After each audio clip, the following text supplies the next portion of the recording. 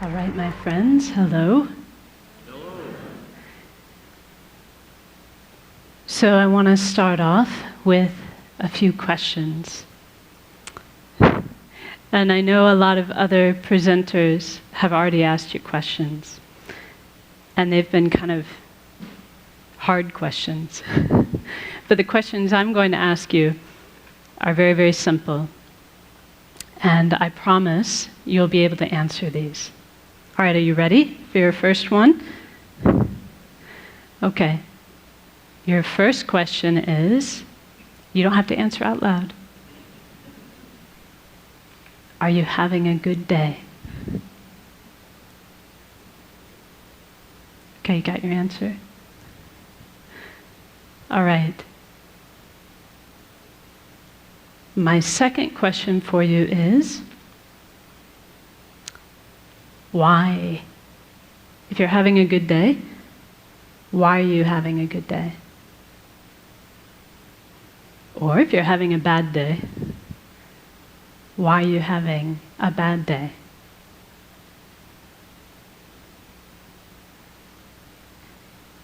So I have one more question for you. This should be the easiest one of all. My last question is, tomorrow, would you rather have a good day? Or would you rather have a bad day? Do you have your answer for that one? What about the day after tomorrow? What about Sunday? Let's see, yeah, that's right. Tomorrow's Saturday, Sunday. How about Monday? Would you like to have a good day or a bad day on Monday? Tuesday? Wednesday? Thursday? Friday? This time next week? A good day or a bad day?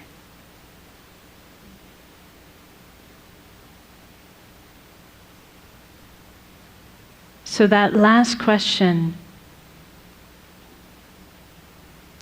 like I said, is probably the easiest one for us to answer. Because we know the answer to that, don't we? We want to have a good day, every day. Did anyone in the room answer, yes, I want to have a bad day on Monday?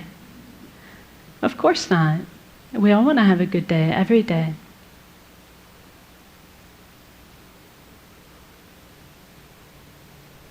So this is really speaking to the type of happiness that we all wish for in our heart of hearts.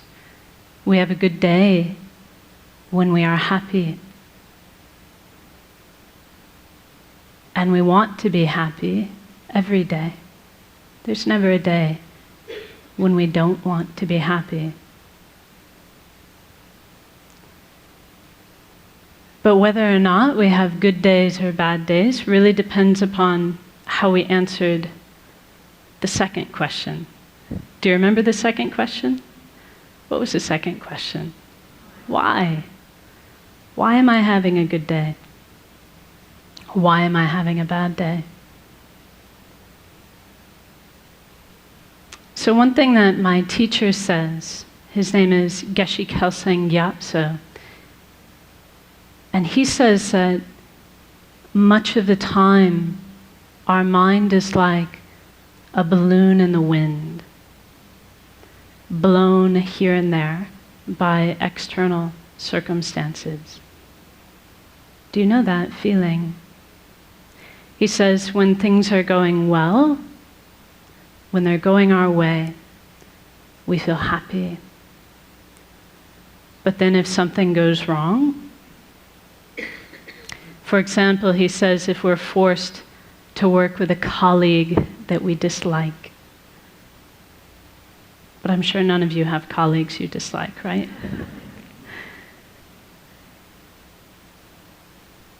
He says if we're forced to work with someone we dislike, or if something doesn't go our way, then our happy feeling disappears.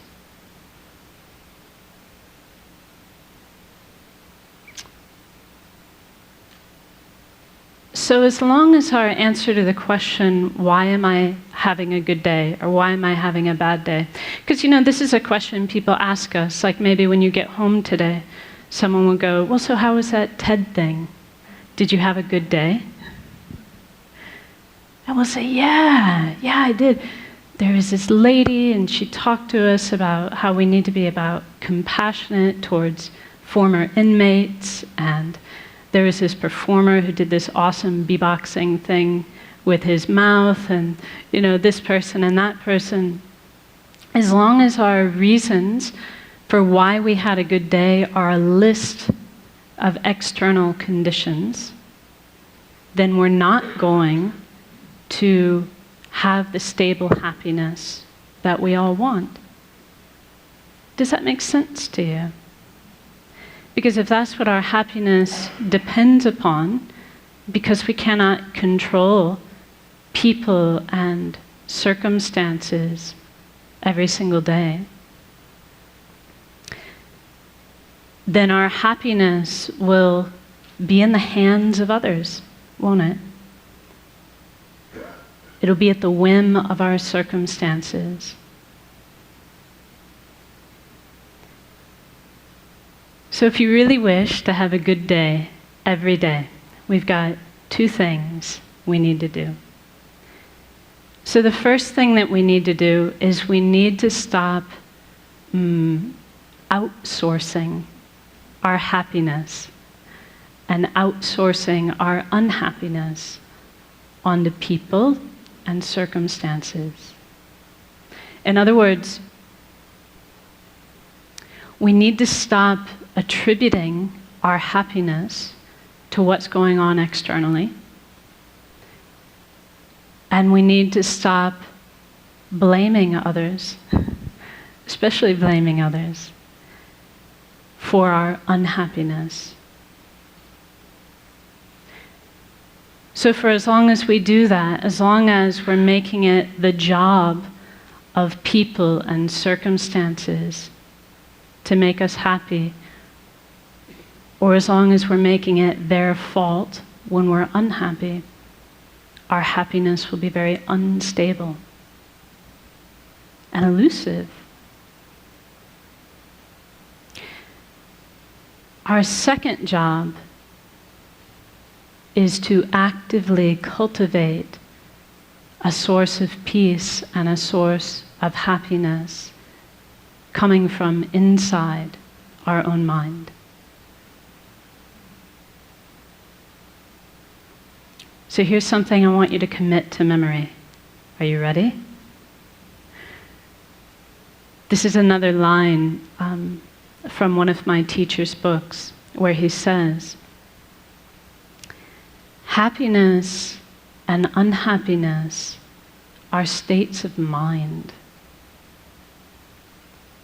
and therefore their real causes cannot be found outside the mind. So if we have a peaceful state of mind, we will be happy regardless of people and circumstances. If our mind is unpeaceful or agitated, then even if we have very good circumstances, we'll find it impossible to be happy.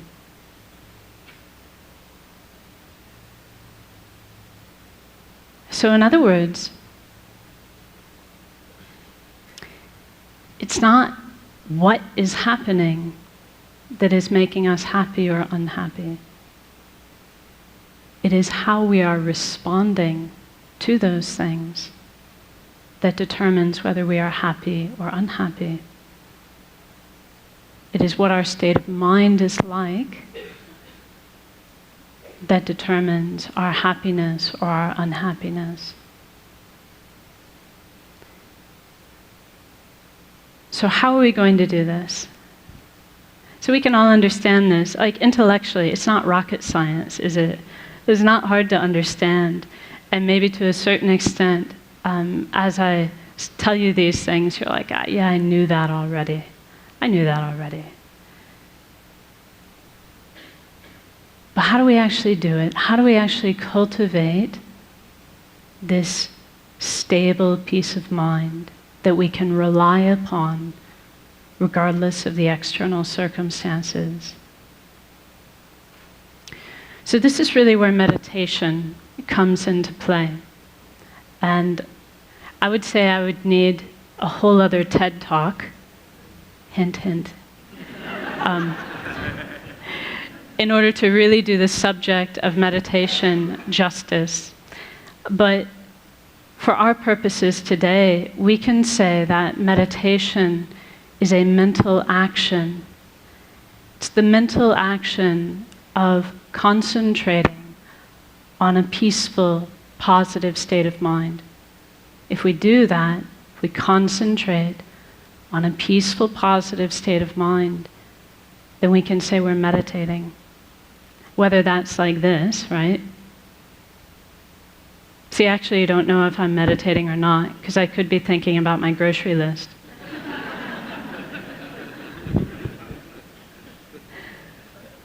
It's only meditation if I'm actually focusing on a positive, peaceful state of mind.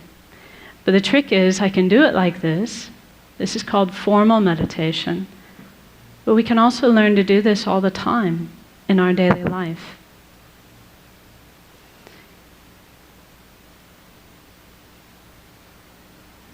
So see, here's a perfect opportunity. We concentrate on a mind of patience. We're not disturbed, not unhappy. So why don't we try it now? Are you up for it? Just a short meditation. According to the clock, I've got 3 minutes left. This is going to be a very brief one.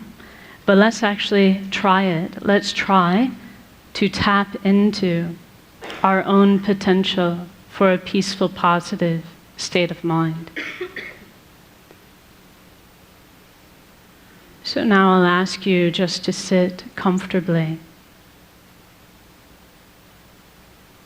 and place your feet flat on the floor and your hands within your lap.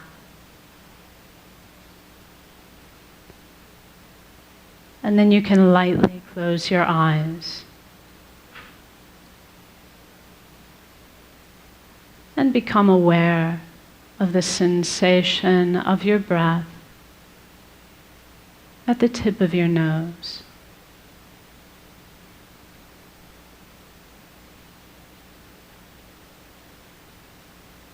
And as you breathe out, you can imagine you are breathing out any agitation, any mental busyness, any frustration or unhappiness in your life. Breathing it all out like dark smoke.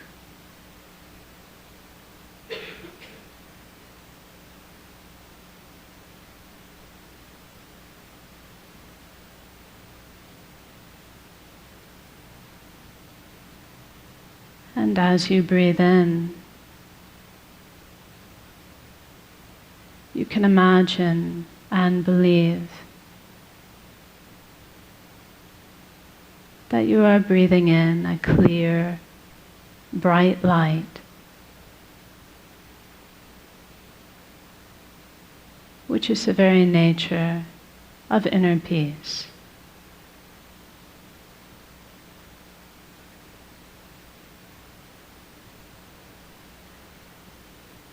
And you can imagine that this clear, bright light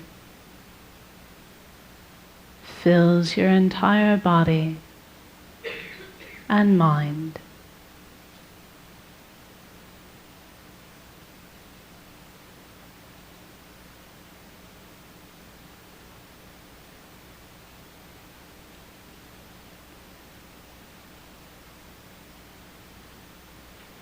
And for a few seconds, simply enjoy this inner peace coming from within.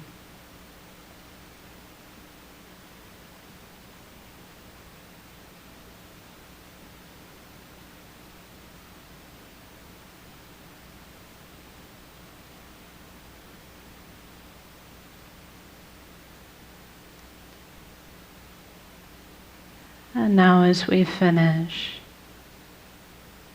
just be determined to bring this inner peace with you into the rest of your day to benefit yourself and others. So now we rise from meditation. Thank you very much.